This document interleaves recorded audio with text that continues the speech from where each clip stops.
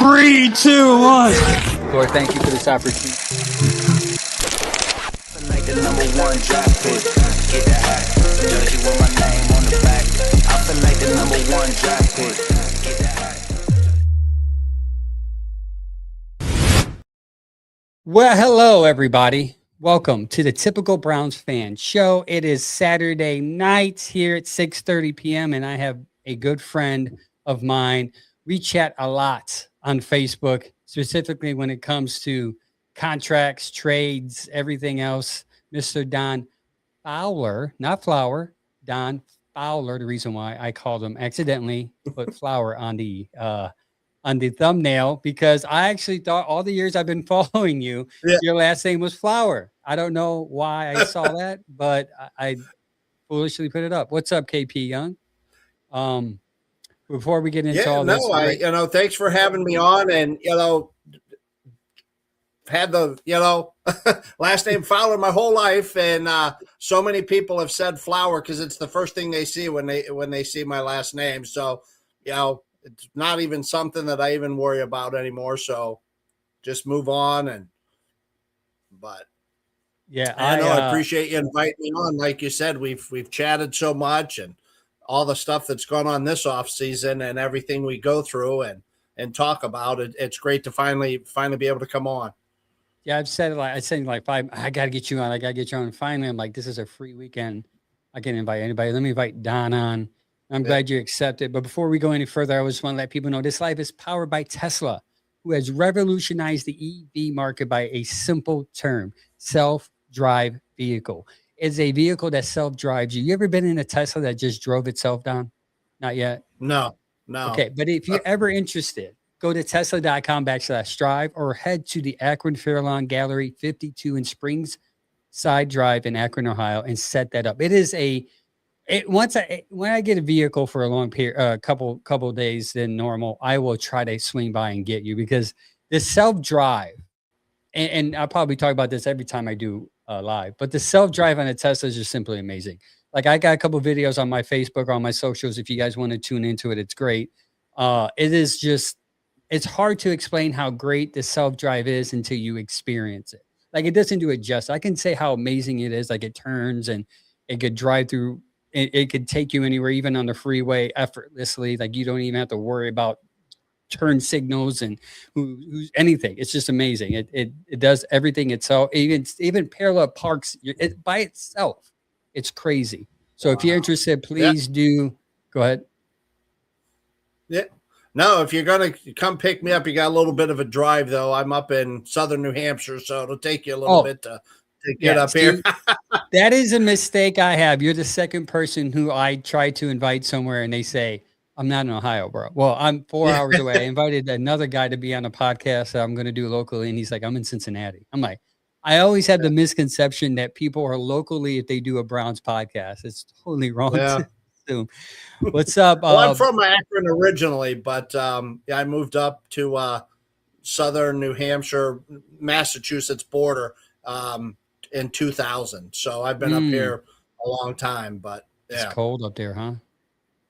Yeah, we get the weather here is a day later than what your weather is based on how that jet stream hit. So, you have rain yesterday, I'm getting it today, and that type of thing. But, we get the lake effect, you get the lake effect out there from Lake Erie, and we get an ocean effect weather nor'easter. If a nor'easter's coming up this way, the weather coming off the ocean can get pretty ugly. But, for the most part, it's the same weather.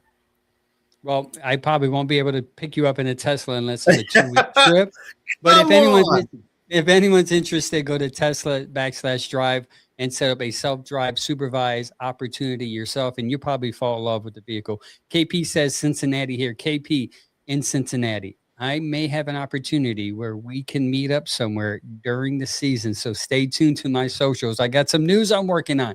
With Tesla, and some stuff that I'm working behind the scenes. I'm hoping to drop some announcements soon, so stay tuned for that on all my socials. Also, too, second announcement, for all those that are you into autograph signings? Like, you like players' autographs? You are? Yeah. Yeah, I had the opportunity to go up a couple weeks ago to down to Tuscarawas. I met Josh Cribbs, got to do a little conversation Yeah, with I him. Got his saw that. autograph. Yeah, it's fun. It was fun. Like I've never really been into autographs until I got one. Now I'm like, kind of want another one. But for those that Hmm. are interested and are close by, Jamie Gillian, remember Jamie Gillian, punter that we had here? Uh, Hmm. he will be at the Garage Bar and Grill July 19th from 12 to 2 in Vermillion, Ohio. He's going to be doing autographs. Autographs will be one for $10, two for 30, or inscriptions will be $5 per autograph.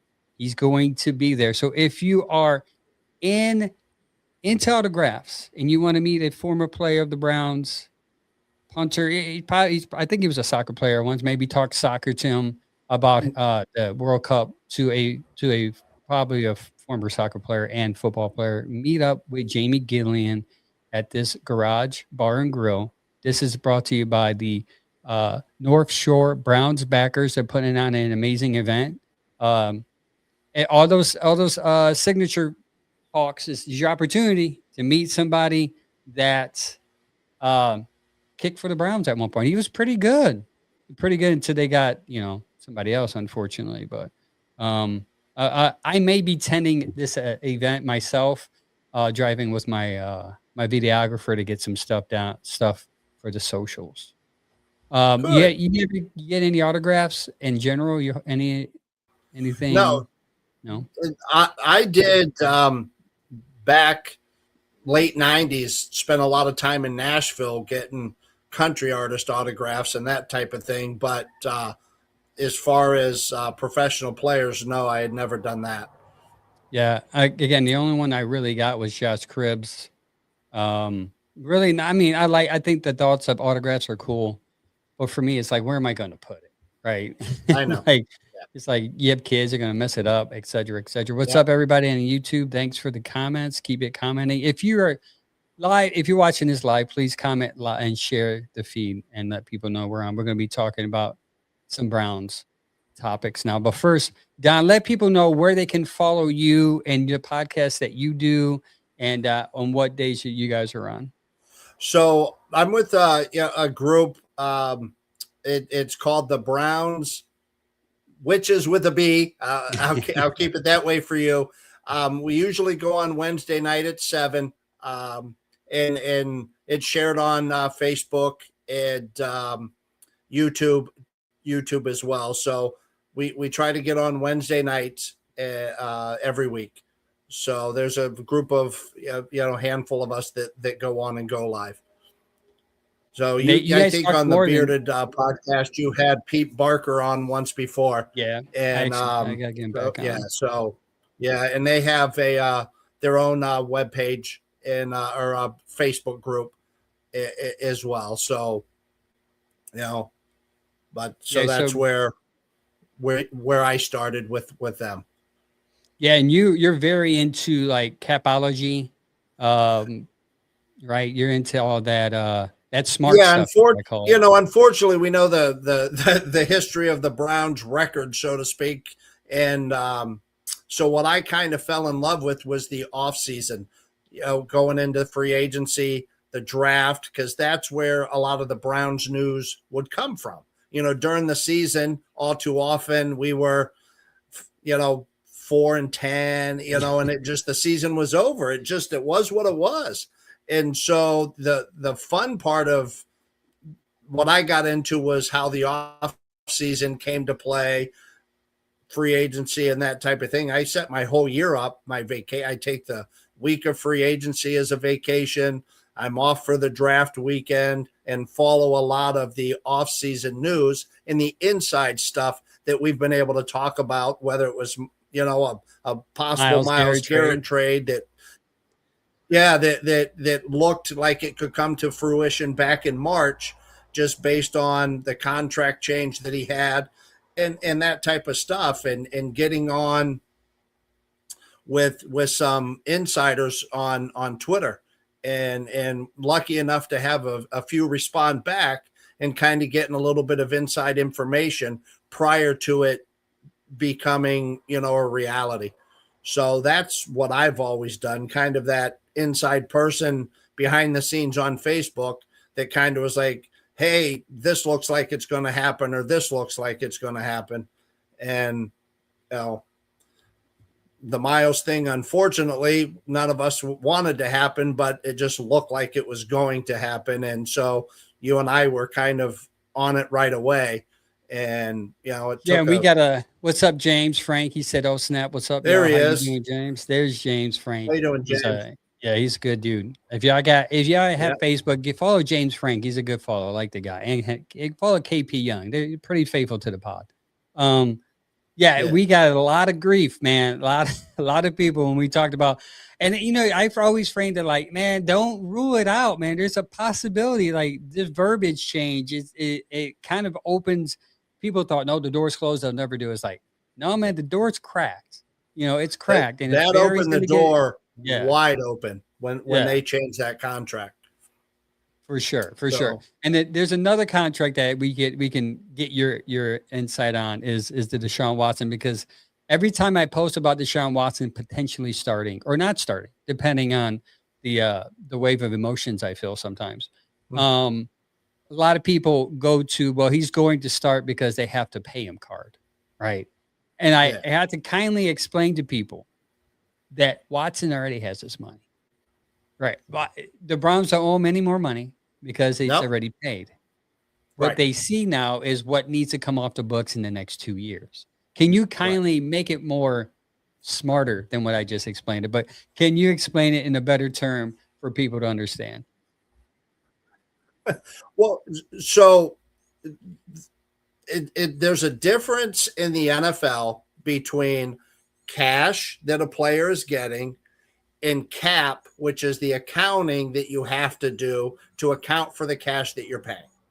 So when Watson has been paid $46 million every year for the last 5 years, we can rehash the whole contract all we want, but at the end of the day, he's been paid $46 million a year, cash. That's what he's been paid.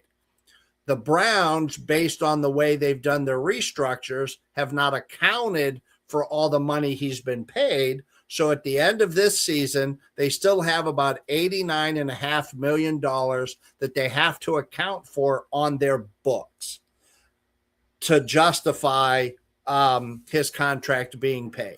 Yep. So he's paid, he's done. The Browns are not going to give him any more money unless there's an extension.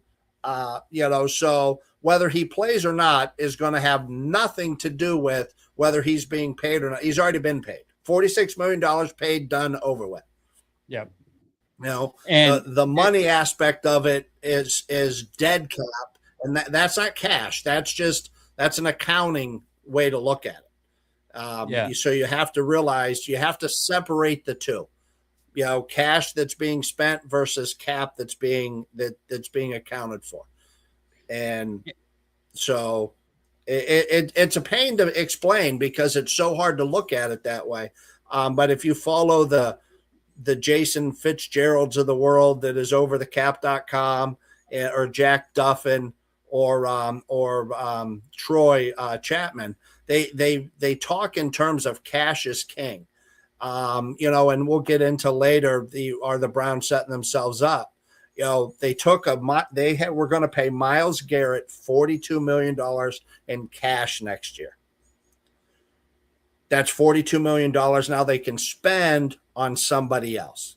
So when we get to what they're doing for next year, they're setting themselves up. And like I said, I don't want to jump too far ahead to be able to spend money next year in free agency. That's a tease, guys. So if you think about leaving the stream, stay tuned because we're going to get into all that and more possibly. So the quarterback, since this stand quarterback. So the question I have is this. We'll start off the pod with the first question I have on the notes is, will the quarterback position be worse than last year, the same as last year, or better than last year? What do you think? I'd hate to say it'd be worse because Monken wouldn't last very long if it's worse. He was told to come in and fix it. So if it's worse or the same, that's a major problem.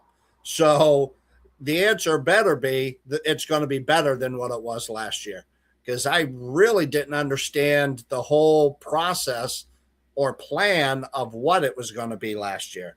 So everybody said it's going to be Flacco, but then the guy never played anything. It's like, this guy's doing this, and we're separating 2 fields, and we got the 2 rookies down. I have no idea what the plan was last year. The plan definitely this year, you've had 2 guys battling for the QB1 spot, whether it's going to be Watson or Shador, and you're looking at a better scheme and a better plan for them going out on the field when we hit training camp in the next month. Real quick, the guy Informed and Blessed said, so next year, realistically, can we afford a first rounder? Sure. Yeah, you can. With the dead cap over the next 2 years. Yeah, you can. First rounders make what, 4 or 5 mil, depending on how high they are. Right. Yeah. So you can afford a first round like that. And someone who just said that restructures, Kenny says that you can do restructures for other people that gives you more money. Correct. And somebody says the salary cap is going to go up next year. So technically you're going to have money come off the books, but it's kind of more money may come back on the books. So you might be, instead of plus 70 with the dead cap, you're going to have to restructure. Maybe you'll be plus 20 or 50 because of how high they come, depending on it. It can be a very difficult situation to explain, but a basic restructure, if it's designed in the contract, and this is what the Browns do, they can restructure a contract. The player has nothing to do with it. So the basic NFL rule is you take a player, say the player is going to make $20 million. How you restructure that contract is you drop them down to the minimum salary of what that player is based on their tenure in the league. So if they've been around 5-6 years, the minimum contract is 1.5 million, let's say. So the player was getting 20 million, had a cap hit of $20 million.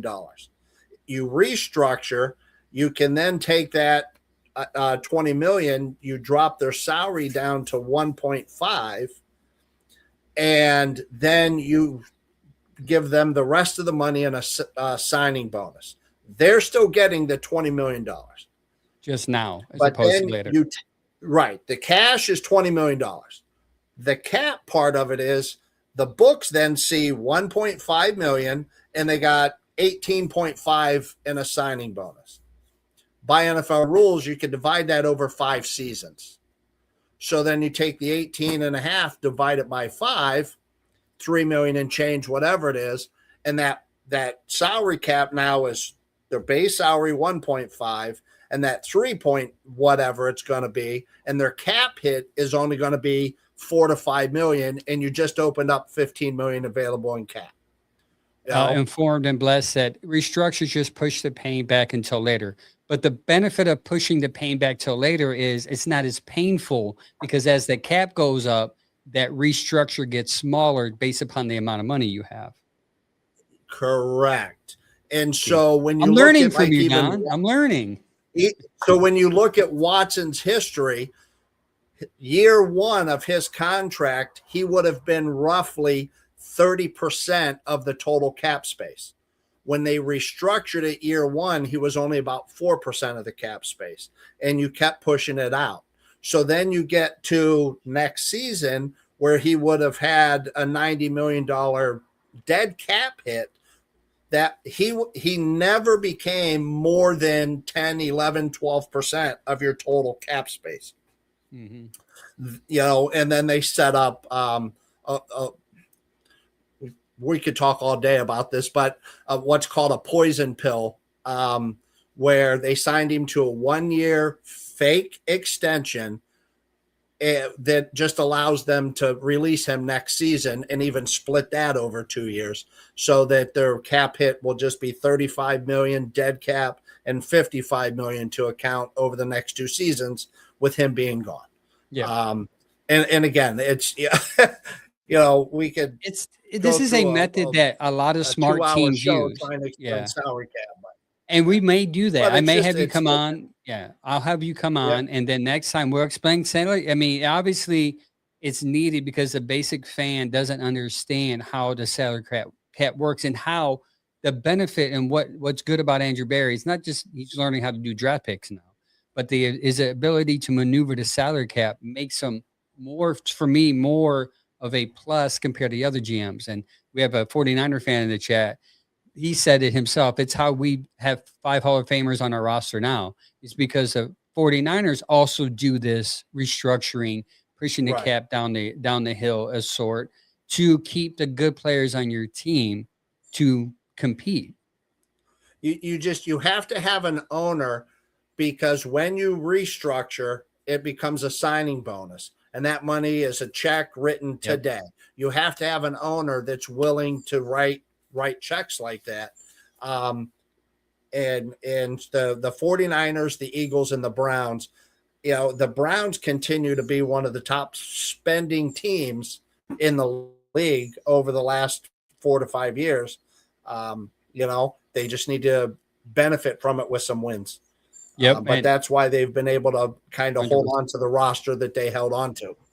Yeah, and also too, you highlighted. Sorry, go ahead. Yeah, no, they did slow down the spending last season a little bit, or this coming season rather. But back to the tease, what the plans are for 2027. Yeah. So also too, for all those that like to dump on Jimmy Haslam, one thing that Don mentioned there is that Jimmy spends money, and the ability to spend money to give your GM more flexibility, get better players in here is a benefit that's not highlighted enough about Jimmy Haslam. And I think it should be talked about more. Yes, Jimmy Haslam made some mistakes. Yes, he got the worst quarterback contract in history of the NFL for now. If you want to debate the Russell Wilson contract, we can, because no one talks about that one. That was just as bad because of more money. But he is a good owner in that aspect, and him willing to win. This is going to be a positive. By the way, this is going to be a positive stream for the Browns. I've been negative the last couple of weeks. This is going to be a positive stream. I made it known when I write my notes. This is going to be as positive as possible. So what I'm going to say is Jimmy Haslam may, from a record perspective, be a bad owner, but from a trying, spending, wanting to win, he's a good owner. Now that's going to be a strong take. Absolutely. That's going to be a strong take for people to agree with. They're the top spending team in salaries. So it's unfortunate it hasn't paid off in the win column. And hopefully that would change here now that when we talk about the future, we can see a path in which this will change. But for me, I think there is a possibility that the quarterback situation will be the same. And I'll tell you why. Because of the young talent here that we have on the team, second and first year playmakers, mind you, are going to be a lot of playmakers are going to be pressured to make plays. And depending on who the quarterback is, whether it's Watson or Shador, there's going to be mistakes made. If it's Watson, we know what can happen with him. He can get injured. He can throw interceptions. With Shador, he's learning and he's developing, and through development and learning, mistakes are going to be made. So I think even if it's equal, as bad as I'm saying this is why I say it's going to be a positive podcast. Even if it's equal, I think it's still going to look better than last year, because I think Todd Monken is going to make the offense look better despite the quarterback play, if that makes sense. No, it makes perfect sense. And I agree with you that I think Todd Monken. Yeah. If it's worse, like you said, that's why it's going to be bad on Todd Monken if it's worse. Mm-hmm. Man, I hope it's not worse. I hope it's not. I don't know. That offense last year was pretty abysmal. It was horrible. Yeah, we'll talk about the offense last year too when we talk about the next thing. Let's get into a true or false segment. Okay, true and false segment brought to you by nobody, because nobody other than Tesla is running this podcast. So brought to you by Tesla. Watson's contract will be the reason he starts, Watson would be the reason he starts, not because of his play. True or false? False. We kind of already went through that. It has the contract is what it is. None of us think that it was the right move to make, but we're here. If he plays, it's because Monken has decided he's the guy that's going to win him games. The contract has nothing to do with it, in my opinion. Shout out to the Man Cave podcast. He just came in the chat on the YouTube and he answered false. He did it. He didn't even say hi, guys. He just went straight for the answer. Straight to false. Yeah, well, he went straight to false. Shout out to Sage. He said Todd will throw games when Vegas calls. I hope not. I hope this isn't a Ben Sorsby type of Brendan Sorsby type of thing. That's crazy. KP says they do need to sign Hickman to a long term. I don't know if it's an extension. Delpit, the kicker and punter, get them out of the way ASAP. That's a different topic because I don't know if they really want to sign that punter to long term. Though he's a fan favorite, I think he's aging and his leg is because he has punted so much. And the last couple of years, his leg is kind of weakening. The leg's getting tired. Yeah, his leg's getting tired. My answer would be false also. I think Todd Monken wants to win, and he wants to win now. And he's going to put the best quarterback out there. Now, what the best quarterback looks like to me and you may be different to Todd in the organization because they may see Watson and Shador equal, if that's the case. And they may say, well, I might as well start the young guy and get him start to develop, which I hope that's the case, but we'll save that for later. Next question. Yep. The Browns are laying the foundation this year for a playoff run next year. And I think this is an important question because I think the fan base needs to have their expectations a little bit. I'm sorry, you answered it. Go ahead. Hello? Oh, man. True. True. Okay. Part of the tease, definitely true. They 7 rookies drafted last season, plus a couple of the undrafted. Isaiah Bond for one coming in undrafted. 10 rookies drafted this year. They've put a youth foundation together, and then back to the tease we talked about. They've opened. They won't have $46 million to pay for Watson. They won't have $42 million to pay for Myles Garrett. So that's $90 million just between the two that they have cash that they can become very active in free agency. So Andrew Berry said it at free agency this season when they targeted offensive line specifically. He said we're about a year away from being able to be ultra aggressive in free agency. You're in my note. Now you're starting to see where that came from. Yes. Because of the money that they're going to have at their disposal to spend. So you just set up everything I wanted to say by one word verbiage that Andrew Berry said when he said we are a year away from competing and they are okay. Not that they're okay with losing. They're okay with competing, but understanding where they're going to be. They're going to be the youngest, if not the youngest team in the league this year. They're going to have 10 to 12 new starters, on both offense and defense between the two. And a lot of Browns fans are coming at me saying double-digit wins. And I say, hey, if they get double-digit wins, I'm going to be celebrating. But realistically, where this team is, being the youngest team in the league, learning the system, learning to play the NFL, sophomore slumps are real. Rookies are learning on the fly are real. I'll give you an example. Fannin got hurt. Why? Because he is not used to playing 19, 20 games in the season, right? You're going to have sore tissue muscles. I mean, these are young people learning to play a faster game, and you're going to have an offensive line who needs to gel quickly. You're going to have a couple rookies on the field, possibly by the end of the season, that are going to have to learn.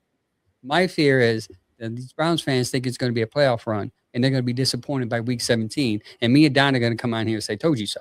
I'm not saying they're going to suck. Right. I'm just saying I don't see. No. Yeah, I see 6 to 8 wins, and I think that would be a good season. I think if with better playing football on the field, yes, I think that would be a fantastic season. If you don't mind, I'd 100%. Like to chime in. James Frank had said, "Do I think that Delpit will get an extension before the season starts?" And James, yes, I do. I think he is one that an extension is going to come soon. So we'll hit training camp. We'll start to get a little bit of that news, but I do think Delpit will get his extension before the season starts. And I think you can point to the fact that the new defensive scheme makes him as important as what Myles would have been on this team because they need 3 safeties, and he is a in the box safety that can possibly create turnovers, hit, and protect you from the big run. He's a good run stopper.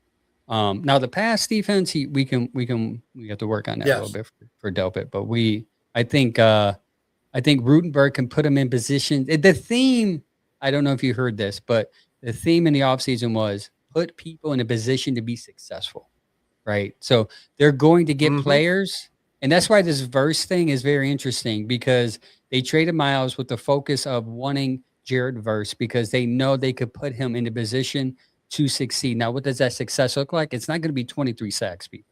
It's just not. No, it's not. No, I mean, no one's done that since TJ Watt. I mean, so, right. But if you can get double-digit sacks, 10, 11 sacks out of him, we've been so, but this is what I mean. Like, we were spoiled by Nick Chubb's greatness, right? For that short run that we now look at Q. We'll talk about Judkins here. And we look at his season last year and go, he's a disappointment. Now we're going to look at Verse and we're going to compare him to a great, probably one of the great pass rushers since Lawrence Taylor and say, Jared Verse getting 12 sacks is a disappointment. And Browns fans, we got to be okay with that. We got to be realistic with, and I think the front four, we're not going to get ahead of our notes here, but the front four will be next tease. Next tease. All right. The next answer, the Browns are laying the foundation. Oh, but yes, the Browns are laying the foundation to win next year. I think this year, you said it too, they're going to have close to $100 million to spend. Maybe a quarterback can come in and they get a veteran quarterback to lead this young team. That's a possibility. Now, Browns fans may stick their nose up at that because last time they paid a venture big money, they getting the trash from it now, but we'll see. Next question. Fans and the media are ignoring Todd. Now, this goes to the quarterback situation because I think a lot of people are talking about the quarterbacks and we're ignoring about one phase of the game in which Monken excels at. Fans and media are ignoring Todd Monken's desire to run the ball more during this quarterback competition. True or false? I say true just for what you just said. It's not being discussed, at all. I'll be honest. I mean, I've been on the, couple of podcasts that we do, and we haven't talked about the run game hardly at all. The whole focus is on who's going to be the quarterback, or what are they going to do with the offensive line and all that type of stuff. And it's not a conversation that we've had. And to your point, we're going to get into a Judkins conversation here in a little bit, but I definitely don't think it's being discussed enough. And I don't know, based on where Monken was, if they've had the talent in Baltimore at the run game that I think Judkins brings to the table. His best running back was his quarterback. So, yeah, Travis Henry. Henry was pretty good, King Henry. But he's getting older. But when he first got there, they didn't have that. That's so. Okay, I see what you're saying. Yeah, you're right. Yeah, but I agree. True. I think we're ignoring that. As a matter of fact, I think we need to highlight the fact that 2024 they're ranked dead last with third down conversions, right? And large part of that was because they were ranked 27th with 4.1 yards per carry. So you can't really get a first down consistently. You're not setting yourself up early with the run game. So you're passing early on early downs and not running enough. And this year they ran third down conversion was 33.6%, which was, by the way, better than last year. They were ranked 29. They did. There was 79 out of 235. So that's not a good percentage, guys. And yards per game this year, they're ranked 26, though they were worse. They're still ranked 26 with only 3.9 yards per carry. It is insane to think that this Browns offense is going to not run the ball more, specifically because you're going to have a second-year quarterback or a quarterback who maybe can't run like he used to. So you're going to have to utilize Judkins and the other running backs. So I think we need to start talking about the running game a little more and how valuable those running backs are going to be. and kind of lean away toward the quarterback competition, because if in my opinion, this year one of Todd Monken might be a controlled ball offense, where he controls the clock with running consistently. And if he has a lead, we're going to resort right back to bully ball, where he's running Judkins and Rocket Sanders up the middle and just control the clock. Yeah, I mean, the offensive line is going to weigh heavily into that too. Being able to run block and set them up for it. So, we didn't really have a plan too much to talk about the offensive line, but we've got to see what the plan is, next month. And are they going to start two rookies? Is Brailsford going to be able to pull in for the center with Fano at left tackle? So I think that would be their best option for the best five guys if he's able to pull that off, putting everybody at their right position. But that's going to weigh in heavily to that run game as well. Yeah, and that's another thing to think about, folks, when you talk about record. I really think that Brailsford is maybe secretly in the building, in the lead, as far as starting center week 1. And now you're going to have 2. Can you imagine if Barry gets a starting center in the 5th round and he's good? You know what that does to your team as far as drafting and picking players who are impactful. That would be amazing. Everything I've been reading and seeing is saying that Bradford's impressing the coaching staff to the point where they might start him. So I would not ignore that, folks, because that would be huge if we can get a 5th rounder. Because I'm with you on that. Mm-hmm. And that adds to the depth, because now you can get Jenkins over to right tackle. You see, he played center, right tackle, and then you have the other Jenkins, who was here last year, as your just in case piece, and then you have Jones, who's just. I mean, your depth on the offensive line is just that much bigger. Which is it makes it huge. Absolutely. Yeah, which we didn't have the last couple of years, by the way. We'll see. KP Young says no Wildcat in the red zone. Let's talk about that real quick. A lot of people say no Wildcat in the red zone, but want to have that quarterback. His name just skipped my mind. 6th round quarterback. They got Green. Yeah, they want to keep Green on the roster, right? But he says no quarterback, no Wildcat in the red zone. If you're going to have him on your team, there's going to be some type of Wildcat happening, because either he's going to be under center because he's going to be the one running, or you're going to have Judkins in there and he's going to fly out as a receiver. They're going to use, if they're going to keep Green, basically what I'm saying is on the roster, they're going to use him either as a decoy or actual run the ball. So eventually you're going to have to get a Wildcat in there. And I wouldn't be surprised if Todd Monken has a Wildcat in his pocket, because he seems to be that type of guy that likes to have diversity, not just in a box type of thing. Now, how he runs it, like Kevin, maybe he won't be as bad as Kevin for some reason. Yeah. No, I think to your point, I don't think they can take the chance of putting Taylor Green on waivers to see if they can get him to the practice squad. I think he gets pulled off waivers in a heartbeat.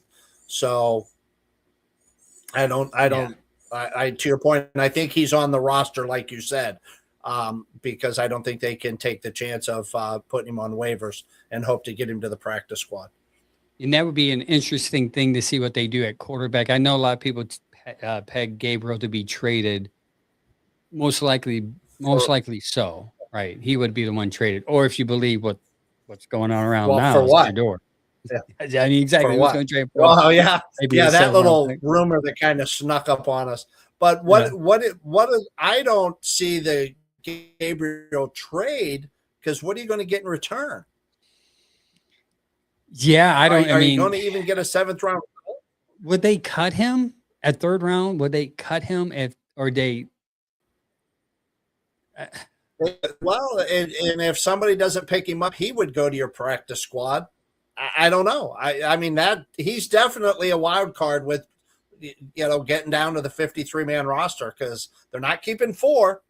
So, I mean, out of everybody that got a bad rap last year, it was Gabriel, man. I'm going to stick up for Gabriel. Like, as much as people, and understandably so, that we want to stick up for Shador and the quarterback situation being a mess, Dylan Gabriel had the same. I know he had more reps if you want to count that, but he had the same offensive line. He had the same receivers. He had the same coaching staff, and everybody's like, "Give Shador grace, but let's throw Gabriel off the boat." I mean, I think you saw a little bit more possible explosiveness Yes. with Shador behind 100%. center than you did with Gabriel.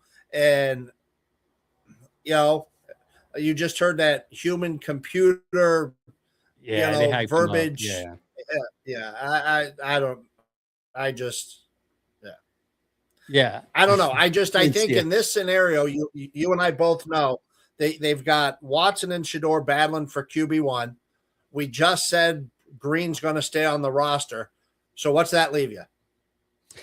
Yeah, but I mean, to defend, because we are so much alike, we're going to agree on a lot of this stuff. To disagree to what Havana just put, he did have a higher QBR, and he did look more, though the yards attempted is a yard lower than Shador.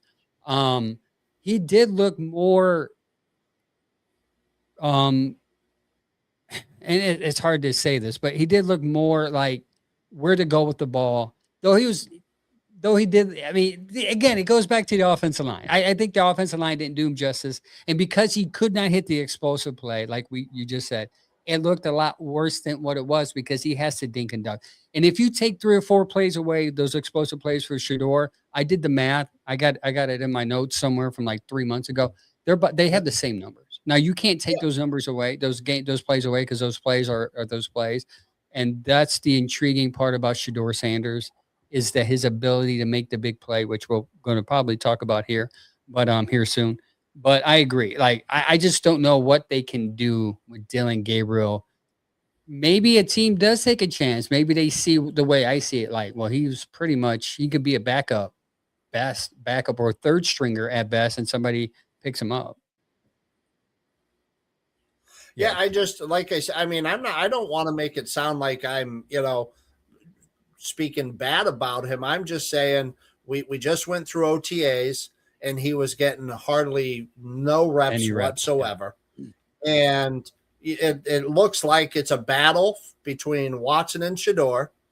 We both agree that Green is going to be on the 53-man roster when they do the cut down. So it leaves Gabriel out. It just leaves him out. He's now the odd man out. And so the question becomes, can you get a trade? Can you get a 6th, the 7th, the 5th, whatever that is? And I think if you get that, you definitely trade him at that point in time. But if you're not going to get that, you don't have a choice. You're not, like I said, you're not going with 4 on the 53-man roster. So, somebody would get released. Unless we're back to the little sneaky rumor that popped out, right before. Yeah. Let's get into that for a second. But before we do, the Man Cave podcast, we can basically say free pop machines for 2 years, basically for Dylan Gabriel. That's a Moneyball reference. There you go. That's a good one. That's a good one. I like that. Pay for my soda. So the Tony Rizzo came out and said that that there's talks that he heard that Shador will be traded or can be traded. There's conversations of teams are interested in Shador, and a lot of people took it as if like it's between him and Watson, or at the time him and Sorsby. The Browns are going to have to decide between the two. But when I heard that, in my mind I thought, well, they're looking at it from can he be a backup perspective, because they know what his fan base brings. And they kind of are preparing themselves to say, well, not that they decided, I'm not saying they decided that it's him or Watson. They're saying, if we have to have him as a backup, are we going to be okay with the blow up that's going to happen? And if we're not, what value does he have? Now, did you interpret it that way, or you interpret it differently? Well, so the first thing I did, just based on stuff like that, is I reached out to a source right away on Twitter and said, is there any validity to this? And the word I got back from the guy that I go to when stuff like this came out is, I believe he's available. So I took it as, okay, he's available. What does that mean? And so I just looked at it in the sense of teams are checking in, or the Browns are putting out feelers and seeing what's really going to be out there. I really didn't take it that far, to be honest with you. I just more looked at it as it looks like they're making him available if it came down to it. And Mary Kay kind of came out with, and we can get into Mary Kay, but she came out with a comment very similar to what you just said, where her post was, if Watson would win the starting job, the Browns would have talks about trading Shador. And I think it plays right into exactly what you just said. I like him back. Do you remember when backup? Do you remember when Dylan came in for that one rep? It was in the goal line. And as soon as he came in, booze. And then he didn't do anything with that one rep. So those boos became louder. I think this fan base, I think the Browns foresee. I think first of all, I think the Browns fans are going to boo whether Shador is on the team or not, if there's a different quarterback coming on. So that's why I personally think you just start Shador. You just let him play this season out and see what happens. But I think the Browns organization sees that and they say, well, if we can get out of this, I hate to use the term black cloud, because to them, that headache or pressure of the fan base and the boos and hearing the media talk about fans are booing again because they want Shador, I would just give the fans what they want. Enjoy Shador. And I would say even if Deshaun Watson plays a little better than him in practice, the fans want Shador. Give the fans what they want, and let's just see what happens. Let's just see. But worst case is you end up 7-10, right? And then fans are like, hey, we had a losing record, and Shador's probably playing better or not, and then our fans will make their decisions based upon that and how we feel. But I hope this organization doesn't make a decision based upon how the fans will respond during game day. And that's would be a huge mistake. Agreed. Yeah. I think they need to make what they feel is right for the organization. And the backlash is going to be what the backlash will be, one way or the other. If you're making decisions for that, I think you're in trouble. 100%. Kenny 49er said, let the players pick the quarterback. I would just let the coach pick the quarterback because I think that would go a long way. Yeah, I mean, Todd Monken came out right away and said, I don't pick who's going to start. The players pick who's going to start based on their performance in practice. So, okay. Well, I guess that makes sense. I get what he's saying there. Yep. Because if the players respond better to that quarterback, he's going to side with the players in that aspect because that's who they want to play with. Shout out to Todd Monken for being smarter than me. Next question. This segment's called A Couple of Positive Things. Okay, I told you we're gonna be as positive as we can. The wide receiver room. What do you think are the fans' expectations and what maybe be reality? So the fans' expectations for specifically the rookie quarterbacks is they're gonna start and they're gonna light it up. Okay. Or compared to what we've had, they're gonna light it up, right? What are the wide receivers? Yeah. What is your expectations and what can be reality? Well, I think the expectations we better all have that they're going to be better than last year. Your wide receiver 2 and your wide receiver 3, they had 21 catches and 18 catches between the two of them, so total. So you go back and you take Cincinnati out of our division, and Higgins had over 50 catches and their wide receiver 3 had 33. I don't know how you can expect it not to be better based on the talent that was brought in compared to what we have or what we had last season. So, reality, I think I think you have to be better almost by default because if it's worse, we're not even going to want to talk about it come week 3 or 4 or 5. So I think the expectations are higher, and I think the reality is by default you should see better play on the field just based on the better talent that we have and who we brought in, and I just think it's going to be better football. Yeah, I just saw someone say I'd rather have Brandon Ayuk than Jerry Jeudy. That is a crazy take considering what Brandon Ayuk is. Look at Don's face. Like, have y'all been seeing that dude on social media? Are you following him on social media? Somebody needs to get him off of there. Oh my goodness. No, listen, Think about it real quick. Just sorry to interrupt real fast, but good. They almost traded for him a couple of seasons back. It was this close. Yep. He's the one who nixed the trade, or he'd have been here getting $30 million a year. Going crazy. Going crazy on social media. Yeah. And that probably would have fired Barry. That probably would have been the straw that got him fired for sure. That trade was done, basically done.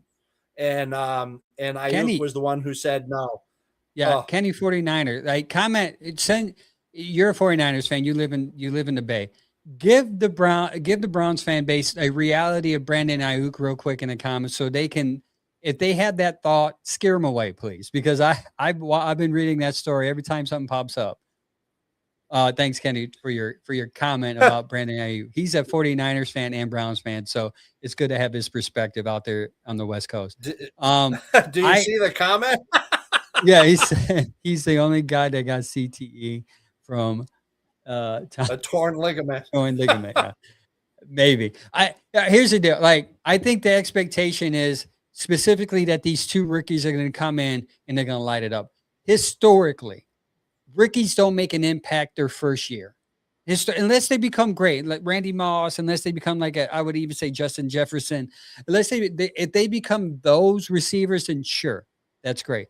But realistically, there's going to be some growing happening here where Boston or KC is going to run the wrong route a couple of times. They're going to hear me say this. They're going to drop the ball a couple of times. They're going to get used to the speed of the game, a hard hitting corner or hard hitting safety. So I think the expectations needs to be dwindled down a little bit. I like what we have.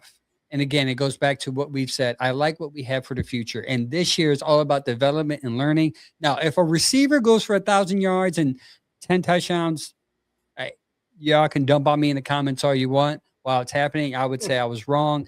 Great play by that receiver. But I think a lot of Browns fans set themselves up. I said this about 3 weeks ago. We set ourselves up for disappointment by high expectations that we expect players to be because of training camp, right? We hear these good things about training camp. Denzel Boston's going to be amazing. 1,200 yards, 10 touchdowns. We start putting expectations, and then we have to understand we don't even know who the quarterback is. And yet we're saying it's both sides of the fence. Shedeur sucks and Watson sucks, but yet these receivers are going to produce. Like, how is that even possible? Like I'm too logical to think that way. Yeah. So even if Shedeur comes in, he's still learning the game. So there's a development there, right? Offensive line, like we talked about this on Tuesday. The offensive line needs to gel. The receivers need to gel with the quarterback. It's all about development this year, which is why Don so kindly pointed out, even the GM of your Browns said the same thing. So the reality is the rookies. So and Jerry Jeudy, let's go to Jerry Jeudy. Reality is he's going to drop balls. He's always been a high drop ball guy, right? Even in his Pro Bowl year, he's still at 8% drop rate, I believe. He had 10%, 10 drops. So just be okay with it when he drops a ball. I think the Browns think Todd Monken is going to highlight him better. And I don't think, again, it goes back to what we just said. I think it's going to be a run-heavy offense. I don't think too much focus or pressure is going to be on the receivers this year. So we'll see if I'm wrong. But I think Don agrees with me, so that means I'm right because Don's smarter than me. So take that, chat. Wow, I don't know about that, but just playing. Yeah, so we look at Jerry Jeudy had 50 receptions. Next was with Tillman with 21. Bond had 18 last year. And I just think we're not going to have that many receptions. And then you have a broader scale of talent. So you add Judy and Tillman. If you want to put Boston in with Tillman, depending on what they do with him, Bond, and then you got Casey Concepcion, and then you also have Sampson who can catch out of the backfield. I mean, you got all these other receivers. I think we just need to kind of understand that our offense is going to be developing. It's new, and let's have real expectations. Next topic we're going to talk about is Judkins' health. Okay. He looks healthy, by the way. He's running very much. Yeah, he's running good, looks healthy. How much better do you think Judkins, and even in the chat, comment down below, comment in the chat, how much better should Judkins be this year?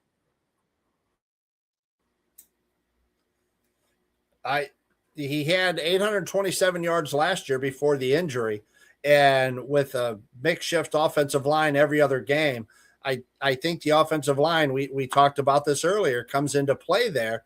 And I think he, if staying healthy, and I think he can hit the 1,000-yard rushing this season. I think he's that talented. And if the offensive line can stay healthy and he can stay healthy, I think that's going to be very good for him. And we talked about it earlier with Monken wanting to run the ball. I think he's set up to be able to hit the 1,000 yards rushing this year. Yeah, Kenny 49er said Judkins is a force. He's awesome. If he stays healthy, 15 touchdowns. That would be huge for the offense. That would be huge. That would be huge. KP says Judkins going to push the limits. He might hit 1,500 yards rushing. If he hits 1,500 yards and 15 touchdowns, we might have a winning record. Because I think because you're running the ball, so that's less time. The defense is on the field, so they're rested, and the opposite team is on it, so they score less. So, I mean, that's how I justify Judkins. James Frank said Judkins with a hopeful better line should be, and he put dynamite. See it. Fire. Yeah, sure. Dynamite, fire. Yeah. Yeah. I got it. Toolman says, I will start this year Sanders #1 and then Judkins third down till we no longer worry on his health. I don't think they're going to do that. I think Judkins is going to start day one. I don't think they're going to limit his touches at all because of because he's going to be your main back. Fortunately for us, he's going to be fun to watch. I agree with you. I think Judkins with a better offensive line, 230 carries, 827 yards, should have been 1,000 before he could have hit 1,000. He would have been close. Would have been closer than we anticipated. And here's a stat that I wrote down. He was the fifth mark. He is the fifth highest mark for yards after contact. So he got hit. Mainly his yards came after he was hit. Yards before contact was 1.4 yards, and yards after he got contacted was 2.2. 62% of his rushing yards came after a hit. So what would and he still got 827 rushing yards getting hit right away 62% of the time. Imagine an offensive line that gives him space, give him at least a crease to make a move. How he should be will be a lot better than what he did last year. And the numbers just prove it. Yeah, his yards per carry, I think, was like 3.7, 3.8. Yeah. And I think that could get over 4 yards per carry with that offensive line too. So, he had 230 carries last year. So just put him at a little over 4 yards, and you're already getting close to 1,000 yards. Just getting just a little, half a yard more per carry, per rush. Yeah, I agree. And a lot of us are used to that. What was it? Chubb at one point averaged like 5.2 a carry, which is insane to think about. Yeah, if he was never injured, man, if he never got just stupid Fitzgerald, man, what could have been? What could have been with him here? Yeah, crazy, just disappointing. Sad to think about. That's why a lot of fans, even in the chat, someone just brought up bring Chubb back just for third down. I would hate to see him limited after his great run here to that. Just sign him to a 1-day contract and then retire, Brown. I'll be happy with that. Number 3, the Browns defense will fall out of the top 10 with the loss of Myles Garrett. Yeah, I don't think so. I mean, obviously it's a huge loss teams had to scheme their entire offensive plan for what he was going to be able to do. But there's still way too much talent on this defense, and I just don't think we talked about it. Verse isn't going to get 23 sacks, but I don't see him falling that far off. They're going to fall a little bit just because it's a new coordinator. It's still going to be a little bit of a different defense, but I don't think they fall too far. I just think there's way too much talent there for them to just suddenly fall off a cliff and be 20th in the NFL on defense. I just don't see that happening. Wow. Tool said the best defense in the North. Okay, a lot more positive Browns fans after that question than I thought.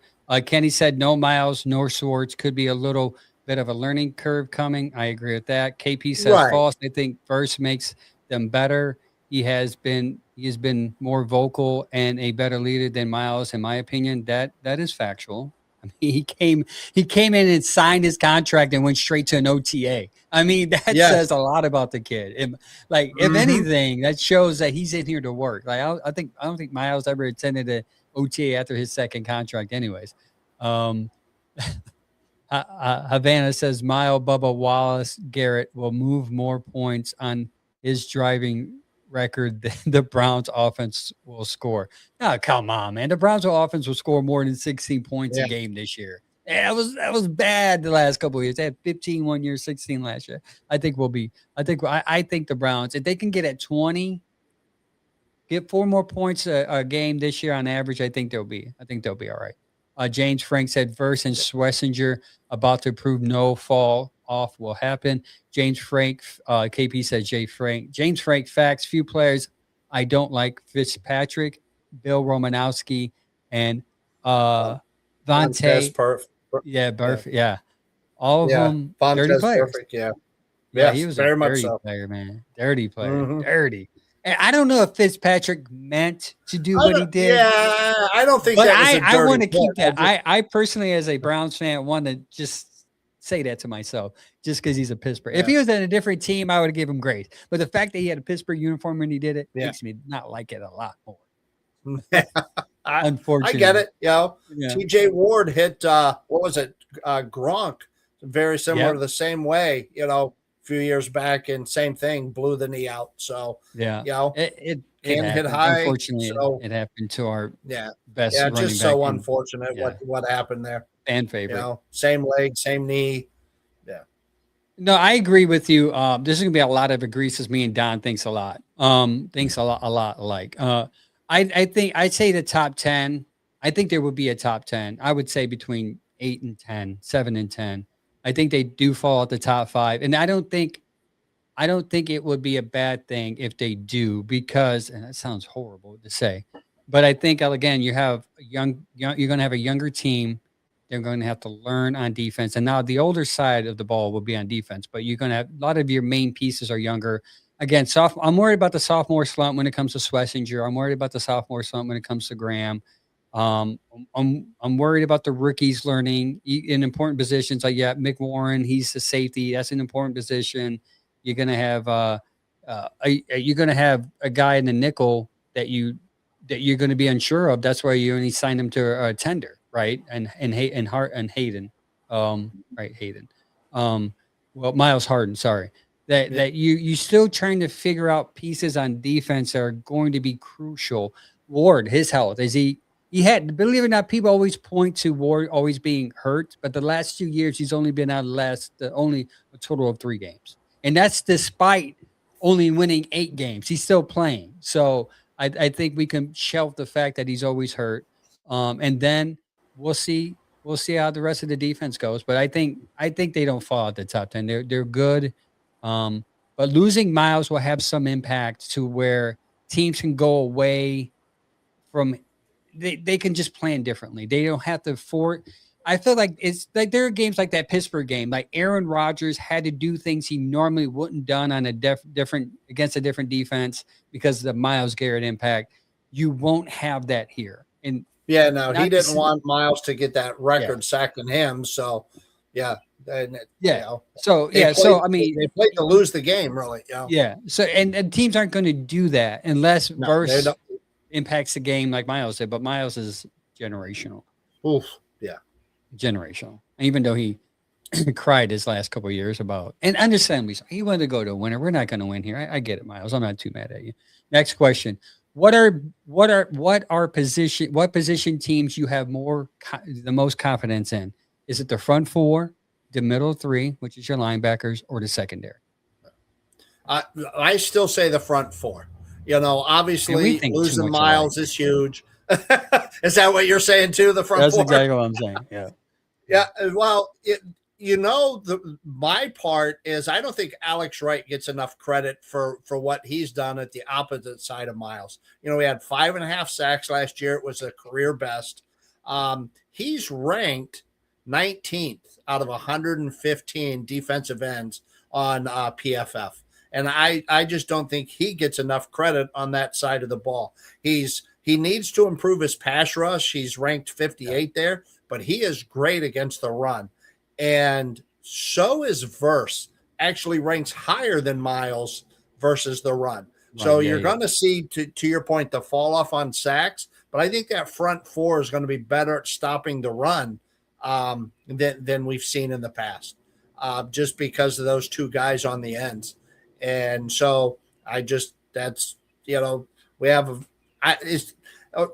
I haven't looked into it a ton. I'm kind of waiting to see.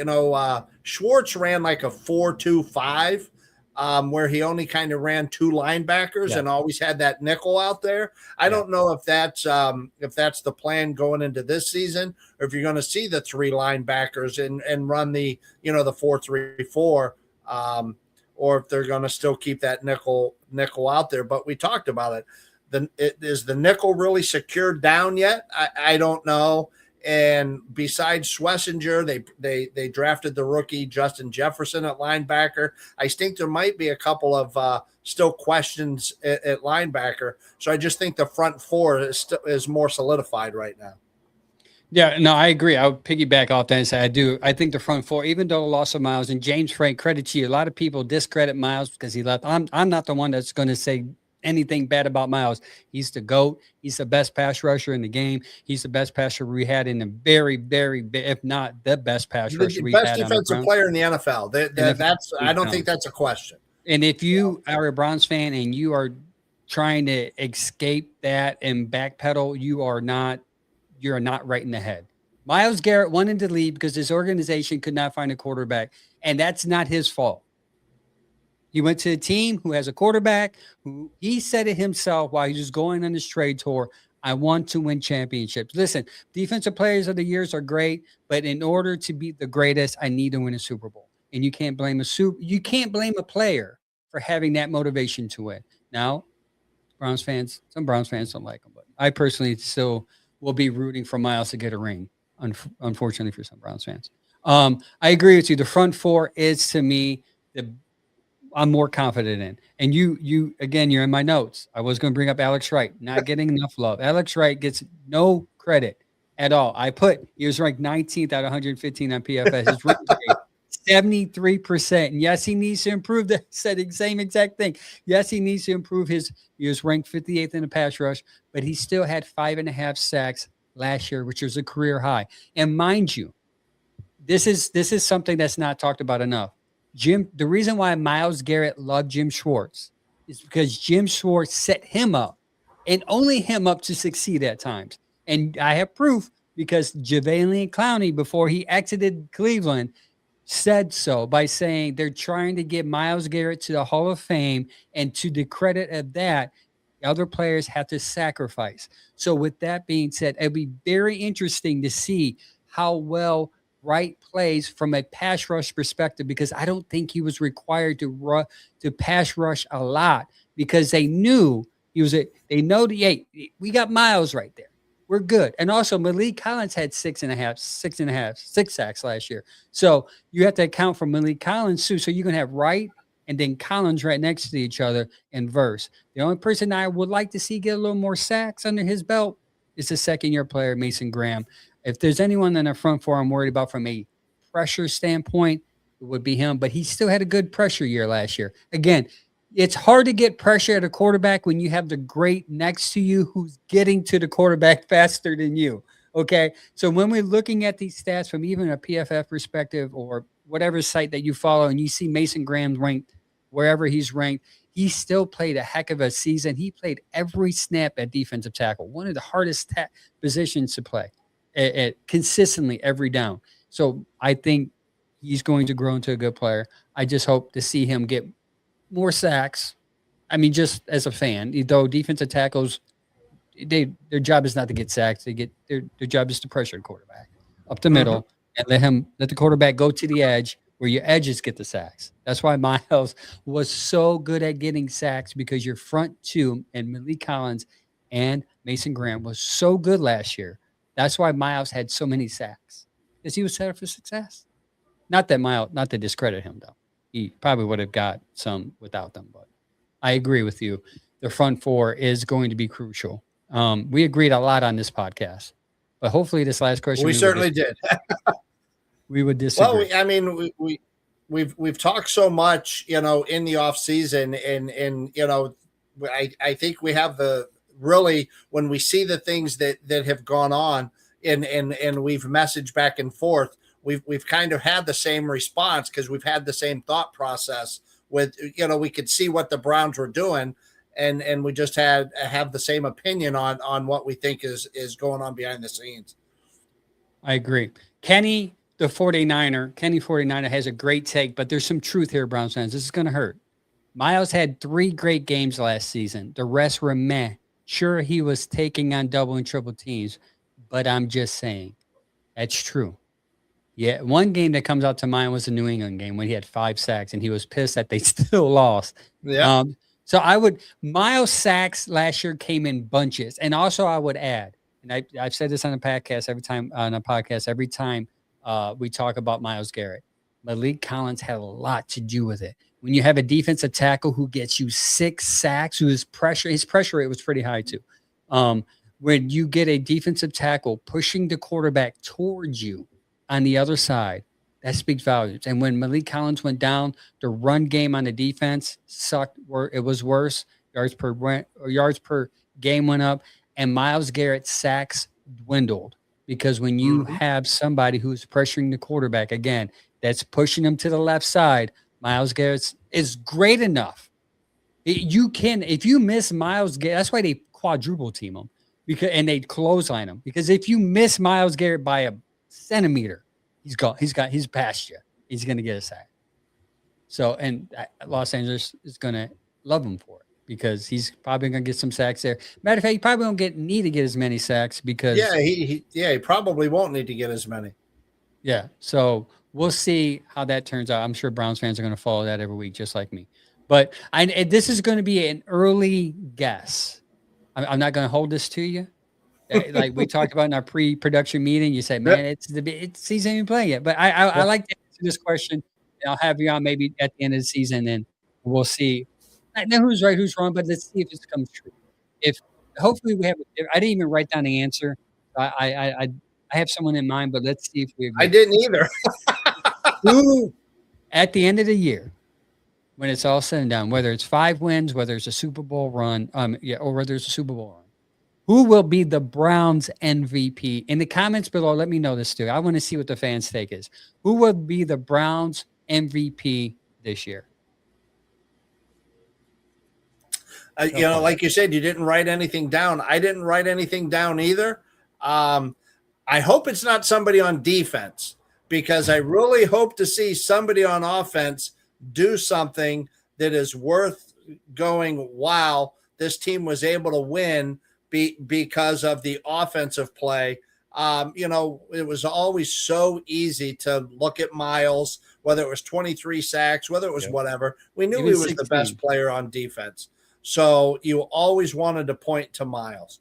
If you turn around and you say Schlesinger was the defensive rookie of the year and he's going to be absolutely stunning and become the Browns MVP this season, I'll be frustrated, because I'm waiting for somebody. So I'm going to go out and I'm going to say Judkins, because if they're able to pull something out with the running game, and Judkins is the guy that gets the 10 TDs or whatever the case may be, that's who we need to have. Somebody like that become the Browns MVP.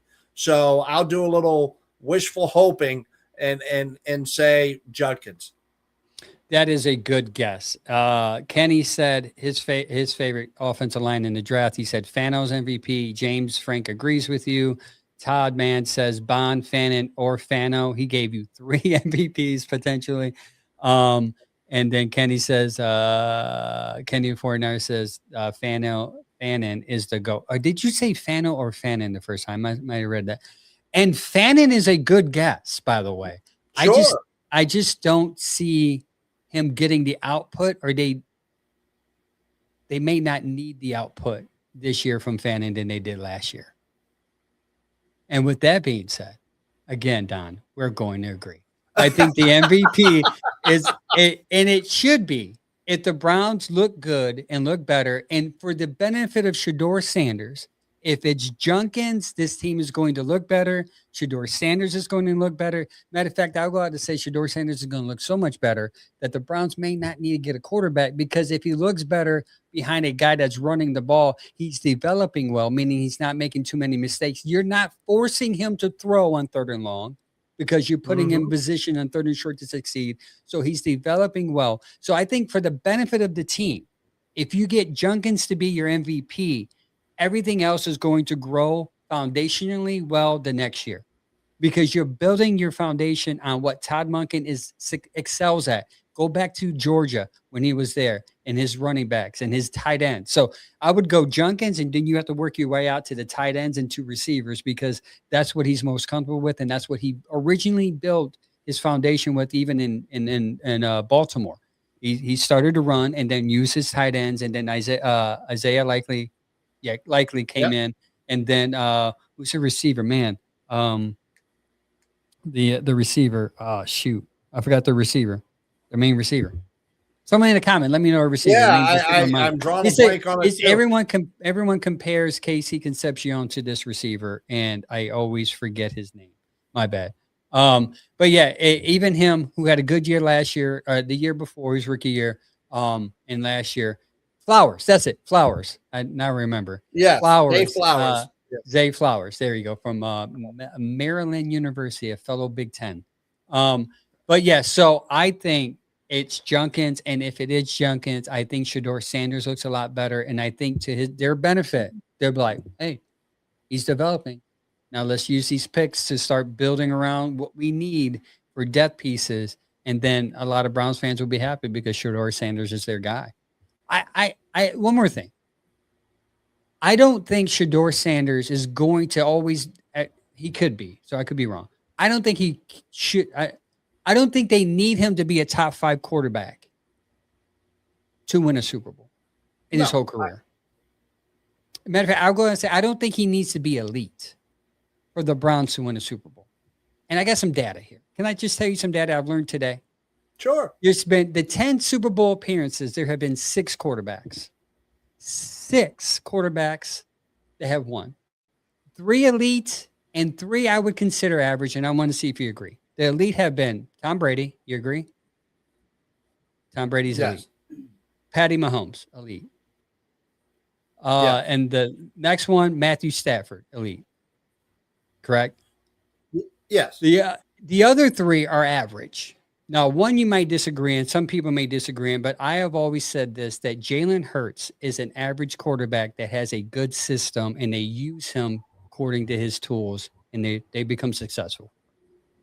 Agree? Yeah, I don't think I would put him in elite status either. I definitely think he's, a very good quarterback, but I don't think he's in a Tom Brady, Patrick Mahomes, 100%. Category by any means. And I think if you can get Shedeur to be a Jalen Hurts, not the skill set, they're different, but if you can get him to play like Jalen Hurts, where he's protecting the ball, using his legs when he wants to, making good decisions, you can win a Super Bowl with Shedeur.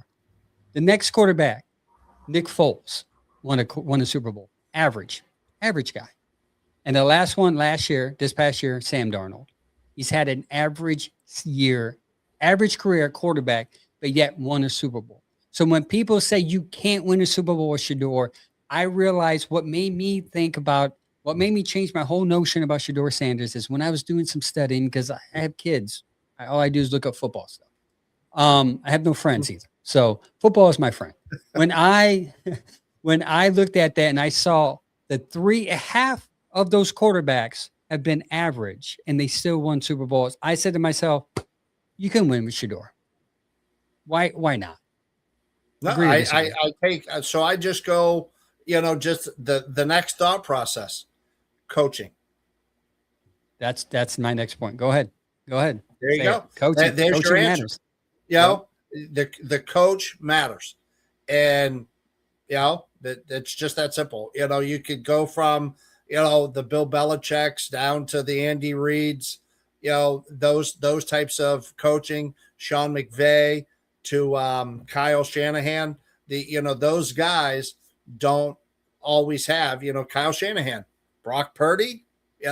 Where do you lay him on the quarterback chart?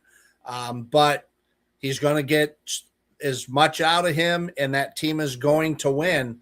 The coaching comes into play so much in the NFL. 100%. If you look at those with average quarterbacks, it's the coaching that helps them excel to the point where they become a great team and they win a Super Bowl. And this past year, I think Seattle is a perfect example of that, where Sam Darnold did not light it up. I mean, he made some mistakes, but their coach, Mike McDonald, is just is quietly becoming one of the best coaches in the league. Yeah. And he's probably going to do it again this year. Actually, it's hard to go back-to-back Super Bowls, so he'll be competitive again this year. Yeah, and the offensive coordinator is now a head coach. So, we got Leanne. She was in the chat Tuesday. I was doubting Shador because of some things. Listen, I'm a balanced. I am a balanced fan when it comes to Shador Sanders. I understand he has weaknesses, but I also understand he has tools to excel. And I see the tools, but I understand the weaknesses. But I also think what you just said. I think Todd Monken can pull the best out of him and limit the mistakes that he can make. And I think it starts with the running game. I'm going to start pounding that table. Browns fans need to focus on the running game and stop worrying about who the quarterback's going to be, because it's going to be through Judkins' legs we win, not a quarterback's arm. Flip that, by the way. I'm going to AI that and make sure I post that. There you go. I agree completely. Yeah. Well, guys, that is the show. Don, this is your first show with me. Yes. First time we ever interacted, and it's like we're twins because we agreed on everything. Most Browns. Yeah, I know. Next time we do this again, we got to disagree somewhere along the line. I think. We got to ask AI to come up with a disagreement for us, and one of us got to fake it. No, I was a little worried because I knew we would kind of agree on a lot of it, but it seems like too, just based on the conversations we have. Yeah. So, yeah, but the chat helped. I told you I knew it was going to be a positive show because I knew we agreed on a lot, and I knew it was just going to come out positively. I just had a feeling, and the chat was very positive. No hate. There's a couple of comments that I think he's a Pittsburgh fan, so that's why sometimes you just got to stick your nose out. Yeah. But thanks for coming on the show. Much appreciated. Again, plug your podcast. Yeah, no, Browns Witches with a B. We go on Wednesday nights, usually 7:00 Eastern. We have someone from England. We have somebody from Alaska, somebody from Utah. So I'm in, New Hampshire. We've got Browns fans everywhere, and so it's a fun time, and check it out and hear all the takes we've got, and because everybody has their opinion, and you like to be able to get involved and maybe see some disagreements, and not always I agree. But I appreciate you having me on. It was a great time. I hope to be able to do it again with you, and we'll continue to find some inside information we'll share back and forth, and schedules and whatnot that we can sneak through here and there, and get out ahead of some information that comes out. So if you guys want an inside source like me, you just follow Don Flowers on Facebook and just read whatever he posts. I say this as humbly as I can. He is a good follow on Facebook and X. He posts some stuff, and you probably would disagree in the beginning, but then as you start to read where the national pundits kind of go with it and how it comes to fruition, I will give you another insight. I posted the schedule 3 hours before the schedule was released because Don sent it to me. That's how much I trust you. Don said, "Hey, I appreciate it." And you said post it, and then I copied it. I made something and posted it on the Bearded Browns page and on my page.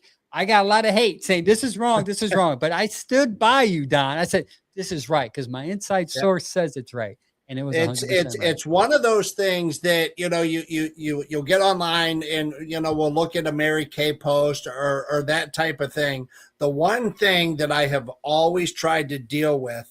And I hear a lot more than I put out, clearly, but I try to just deal with facts because we can speculate this, we can speculate that.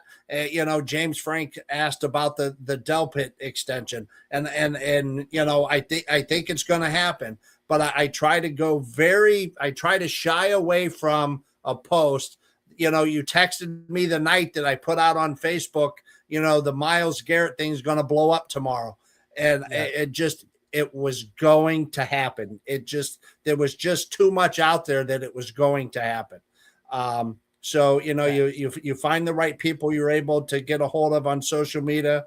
I've luckily had a few people that are willing to respond back to me with some inside information.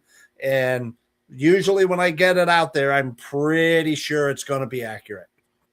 Yeah, when you sent me that text, I was at Saratoga Springs at Disney, laying in my bed, resting from a long day in the heat in Florida. And I read that. And I was like, all right, it's going to go down tomorrow, guys.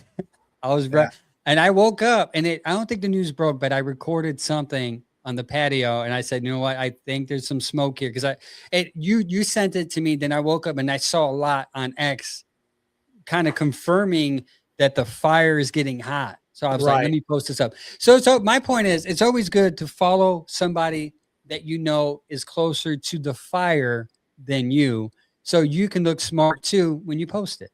Just there you go. Copy and paste what they do. Listen, I'm all about sharing credit, man. I just want to get it on my social media so I can get some traction. You and your guys with the beard, I've had for probably the last 6-8 years. Where I kind of really got into it was with the Odell stuff. And, and a lot of people like to, put some hate on Ben Albright and on X, and they're like, this guy doesn't know what he's talking about, and so on and so forth. But the Odell situation, he was the one who gave me some insight when that was really in its infancy. And so usually when I see something, and that too, I'll give the shout out to Ben when Rizzo put the comment out about Shador, that's who I went to. And Charles Robinson from Yahoo, he and I have talked a few times, but and Ben's always kind of like my go-to guy. I'm lucky enough to have him respond to me when I ask the questions, and knock on wood, it's typically, right. And then it's just being and watching it so much. We'll just use Myles as the example. Okay. We knew he wasn't happy when Schwartz walked out of Berea. Yep. Then they restructured his contract, and all that simply was Myles agreed to wait on getting a $29 million option bonus in March to September. Why would a player wait to get a $30 million check? I mean, would you something wait for a $30 million check? I wouldn't be waiting for he's waiting. He's going to wait. And the opposite side of that is, if he got traded, the Browns didn't have to pay that $30 million. To me, that was the tell. Exactly. Sure, yeah, he can wait because he already has millions of dollars. Yeah. Yeah. But the Browns don't have to pay him if he's traded. Guys, that means they're going to get the best deal they can get. They're looking for to be traded, a trade partner. And luckily, if we believe the reports, which is being reported, it came out right away afterwards, is that the Rams were pursuing him since 2022.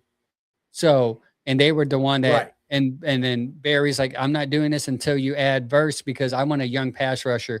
If I'm giving up a generational player that was a great pass rusher, I need a young pass rusher to follow his suit. And that's what sealed the deal, which credits Andrew Berry.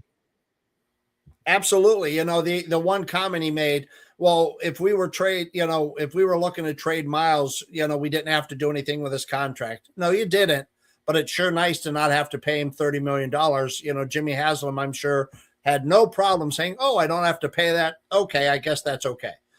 So there was just way too many flags. And so when that happened in late March, I'm like, back to what we said at the beginning, the door went from closed to being open. Yeah. And then to your point, we find out after the fact that, the Rams just wouldn't stop asking. They just kept on like, hey, Myles for sale yet? Yeah. Hey, every year. One thing I want to bring up real quick is a trend that I see a lot, whether it's a rumor or whether it's a report or something being talked about. Jalen Carter, Eagles defensive tackle. There's a lot of talk that the Eagles want to move on from him contractually. They don't want to pay him a lot of money. And I don't know if people know this, but Andrew Berry loves defensive tackles. He just does. And he likes, there's a connection there with Philadelphia. I want you to look into this for me. If you can, you work your magic. I'll see what I can do. Yeah. If he's available, what would the Browns give up for Jalen Carter? Because I think there is a interest there. And I'll tell you why, because the kid, Mike Hall Jr. has not panned out yet for whatever reason, whether it's off the field or injuries. And Malik Collins is on his last year. Now, Carter is going to require some money to get, but I think the Browns are putting themselves in a position to do that, like we talked about next year. And can you imagine Jalen, Jared, Mason, Carter, and then Wright as your front four? Young, under contract, young, but and very good. Woof. All right. Let me. I'm gonna leave you guys on that tidbit because that's the stuff I see. And follow Don, and he'll give me some research, and I'm going to research whatever information. I'll send it to you, Don. But guys, follow our socials if you want to know more about the Carter situation, because I really think there's some smoke there. Thanks again for everybody for tuning in. Don't forget, guys, to tune in Tuesday 7:30 Bearded Browns podcast, and we haven't done a Saturday one in quite a while. And again, this live is powered by Tesla. If you're interested in driving a self-drive supervised vehicle with Tesla, all you have to do is go to tesla.com/drive or visit their Akron Fairlawn gallery if you're in the area. But if you're far away, visit the tesla.com/drive and schedule your test drive today. They'll let you demo it for a couple of days. Matter of fact, this is what I told my wife. If I ever become big on social media, right, and I get, I don't know, billions of dollars, because that's how much a Cybertruck costs, I would get a Tesla, because they're the only one that offers self-drive. Now, once these EVs come equipped with the self-driving option, then I'm all in on any EV. But Tesla's the only one that gives you a self-drive option. And this is a beautiful thing. You just type in where you're going. And then all of a sudden your hands and your feet are just sitting in a chair, and your eyes on the road, and you're talking to your wife, and your kids are in the back watching YouTube, and you and your wife are on a date, and you're just going to your destination. And the thought of driving is no longer there for you, because self-drive is a beautiful thing to experience it. So if you have an option to do that, I encourage you guys. So thank you so much, everybody in the chat. Don, thank you so much. I'm definitely going to have you on way before the season. Maybe before the season, we could give some predictions. Because, again, it's too early, even though we did our MVP of this season this year. Until next time, guys, much appreciated. God bless. Go Browns. 3, 2, 1. Lord, thank you for this opportunity. Like the number one draft pick. Get that hat.